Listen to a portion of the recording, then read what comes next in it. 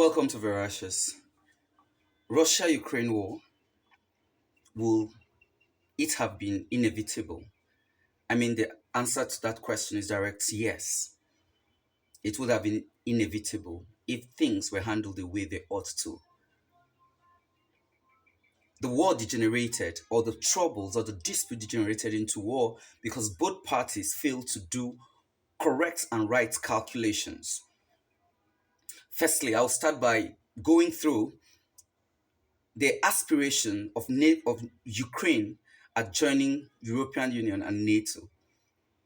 Well, NATO, European Union, firstly, is an economic alliance, not a military alliance. Take note of that. It was founded in 1951 to promote economic cooperation between member states. And at no time has the European Union promised Ukraine membership status. So it was up for Zelenskyy to think through that process. Even in the middle of this war, on the 10th of March 2022, the members meet in Great Britain. And after the meeting, press conference took place. And some of these presidents and prime ministers were questioned. For example, Mark Rutte, the Prime Minister of Netherlands, clearly said that the cession of Ukraine is something for a long term. And if it's up to the Commission to assess application and grant membership, and this could take months or years. With the country at war over the similar situation, Andrzej Plenković, the Prime Minister of Croatia, clearly said that nobody entered the European Union overnight. These are strong signals. Again, the Dutch president, Emmanuel Macron, when he was asked, he raised two rhetorics, which he also gave answers to his rhetorics. He said, should we begin the membership process with country at war? He said, no. He said, I don't think so. Should we close the door and say never? He said, that will also be unfair. And so he advised that the European Union should be cautious. What did he advise? Why the need for cautiousness? Because NATO, 2008, promised Ukraine that Ukraine will become member of NATO. And that was where the problems of Ukraine started. Zelenskyy was then not the president of Ukraine.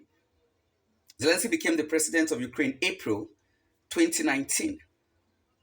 But the promise was made 2008. It was up to Zelenskyy to question why that promise was not kept since 2008 until 2019. In 2008, Western leaders promised to include Ukraine and Georgia in NATO in a declaration which I want to quote exactly. The declaration reads, NATO welcome Ukraine and Georgia's Euro-Atlantic aspiration for membership in NATO. We agree today that these countries will become members of NATO. 14 years later, the West, NATO, is regretting that promise. Of course, we listen to European Union Foreign Policy Chief Joseph Borrell saying this, and I want to quote him directly. There are moments that we could have done better. There are things that we propose and then could not implement, such as the promise that Ukraine and Georgia will become part of NATO. I think it is a mistake to make promises you can't deliver. It's fake promise. Today, the Ukrainians have been ravished by war. Children are dying. Parents are dying. Soldiers are dying. Everyone. Refugees in Ukraine are traveling helter-skelter. Some will go to United Kingdom. Boris will return some. Rejected about 300 Ukrainian refugees. Look at what Ukraine is going through because of that fake promise. At 2014, Ukraine lost Crimea, courtesy of that fake promise. It lost part of Donbass, courtesy of that fake promise.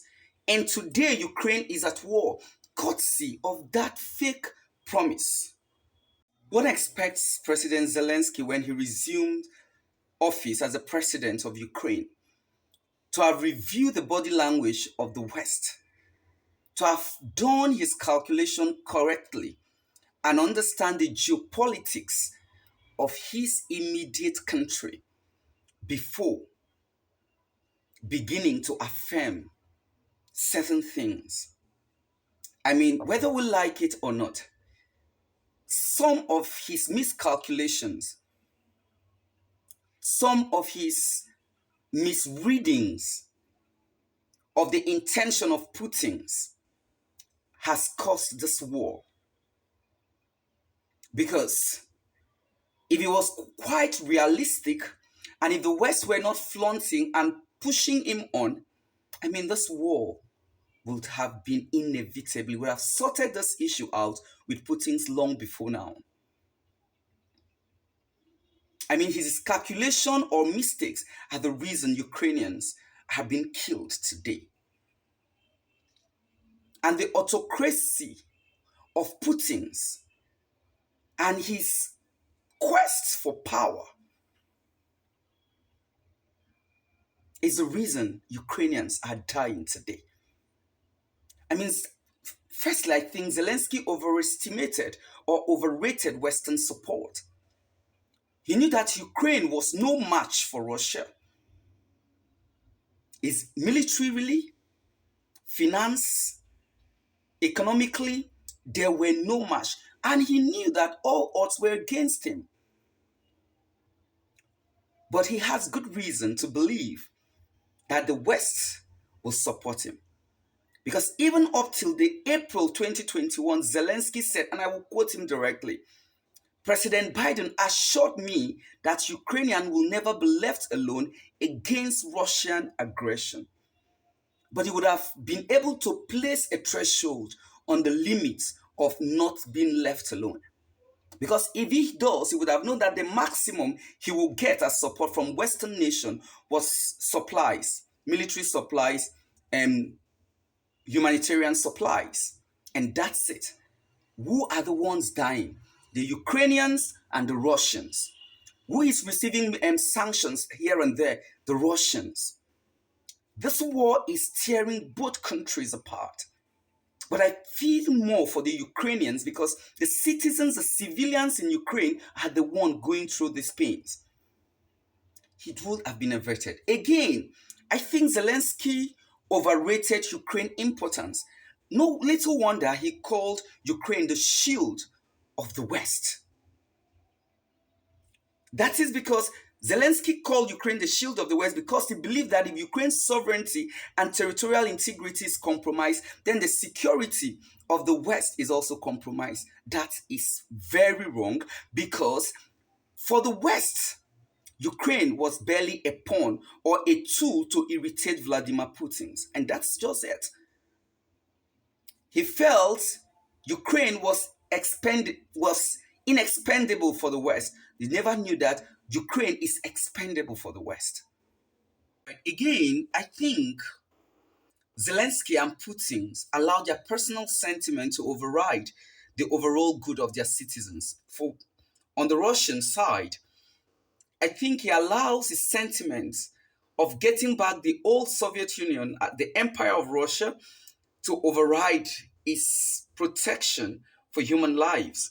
And then for Zelenskyy, allows his own personal sentiment and his personal anti-Russia agenda to override the Ukrainian interest. In the first place, if he understood his geopolitical history very well,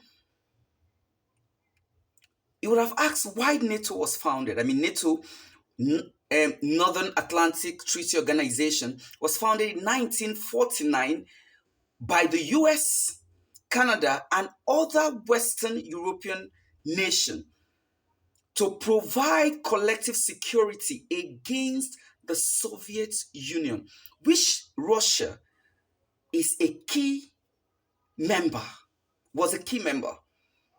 And you cannot expect that he will sit back even when you know his sentiments.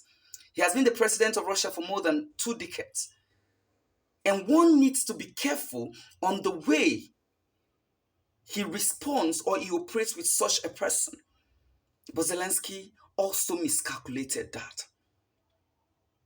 And the results, the impact, is what the Ukrainians are going through today. Again, I think Zelensky refused to see the handwriting on the wall because, I mean, even in social media, I mean, even when his people were trepidated, they were scared, Zelensky still went ahead to tell them that there is no reason to fear. I mean, at January 28, 2022, Zelensky felt Ukrainians were just panicking for no reasons, even when evidences for war were obviously everywhere around. Maybe he should have considered the proposals of Putin's more carefully. Maybe he would have understood the game of global politics very well. Maybe he would have asked questions. Why was Ukraine not member of NATO all the while? The truth is, the world will soon start judging him.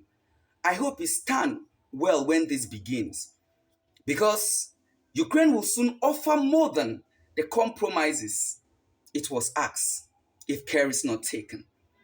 And I hope when this time comes, all the glories, all the honor he's acquiring will stand for him. Because in all of this, I see two men who are power hungry. I see two men who are trying to protect their pride, putting up the lives of civilians, the Russians, the life of Ukrainians in danger. And they are dying daily in their numbers.